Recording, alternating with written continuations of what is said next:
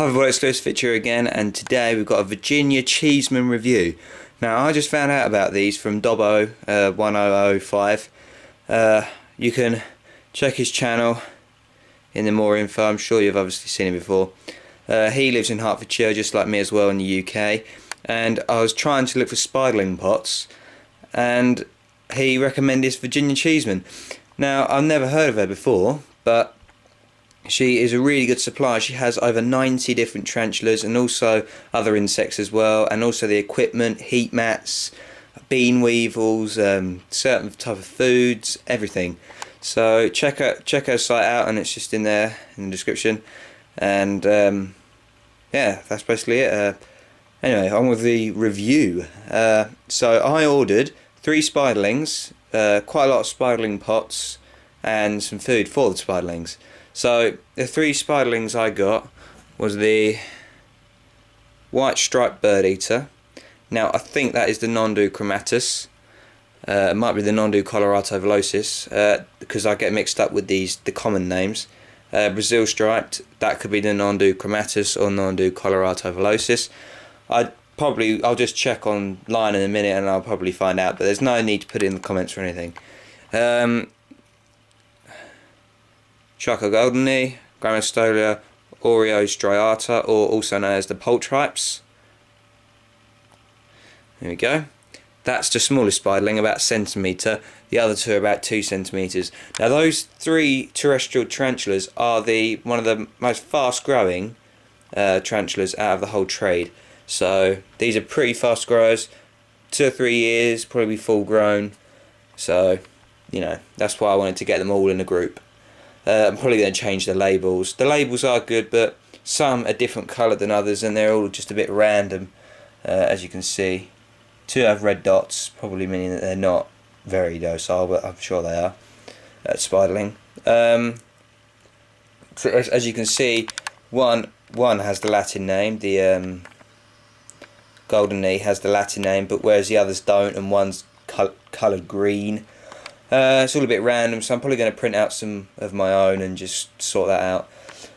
Anyway, so here are the 3 terrestrial, quite short and wide terrestrial pots, and here are the other 22 different pots.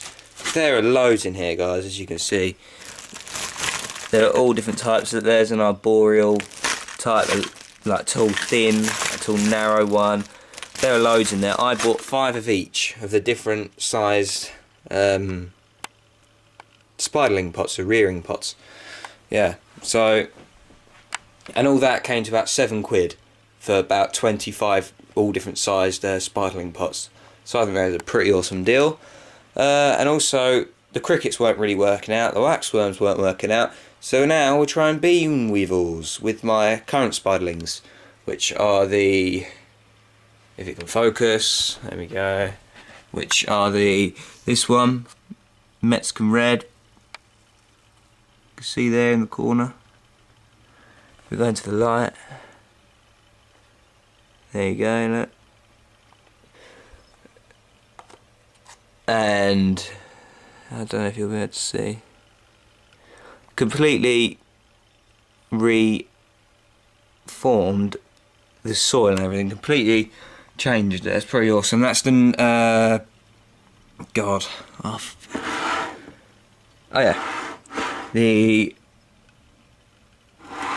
Cyclostoneum fasciatum, the tiger red rump. Sorry about that. So that's the Mexican red and the tiger red rump, or whatever, tiger rump. They're the ones I've got at the moment, and we decided to have bean weevils, who are little insects, who, as you can see, scurrying around. They're about a couple of millimetres long. Great for spiderlings, or you can use pinhead crickets, or you can use crushed crickets, which I didn't really like doing. So I decided to get bean weevils because you don't need to feed them anything.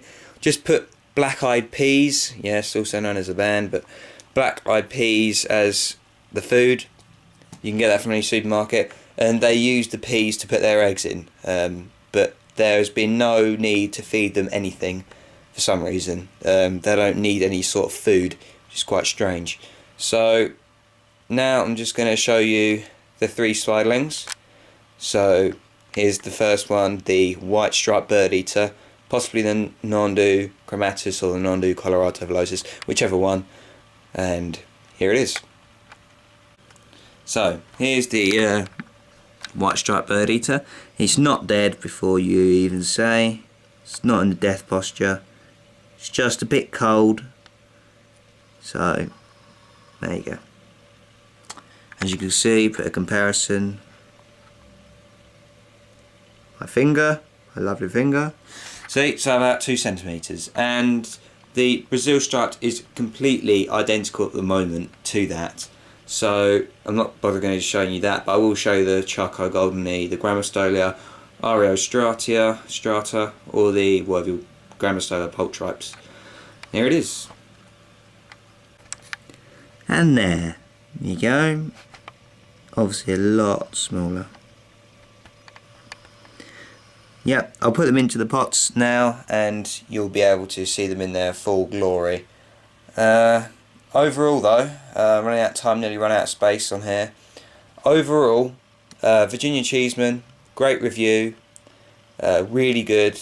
Got here on time, couple of days, had to pay £8 for the postage, but it's worth it. And anyway, now I'm just going to show you them in their pots. Right, here is the Brazil striped in his enclosure. If you can, a sec. There he is. He fits all right in there. He's good size. The only problem I have is one I have a problem with, and that's the white striped bird eater. As you can see, he's a bit big.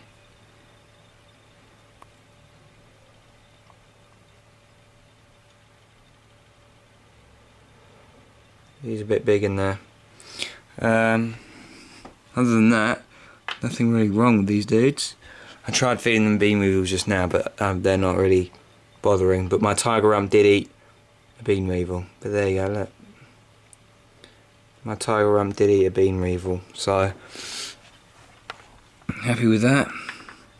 The Mexican red's got a shedding problem at the moment, but with pre-molt and everything, he's got like a part of his abdomen, his old abdomen, still stuck on. I was just wondering, can this be fatal, or how can you try to make it better in some way, try to get rid of it? Just wondering if you've got any ideas, just put in the comments below, and that'll be really appreciated. So thanks, cheers.